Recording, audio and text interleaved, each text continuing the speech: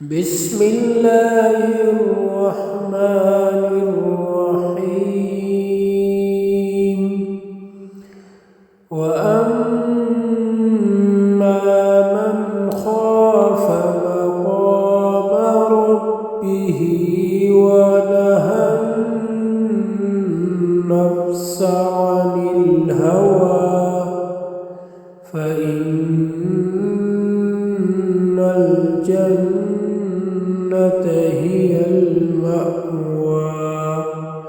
يسألونك عن الساعة أيان مرساها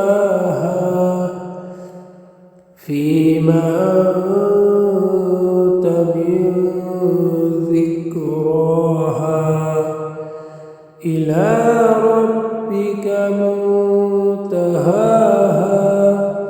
إنما أنت منذر من يخشاها كأنهم يوم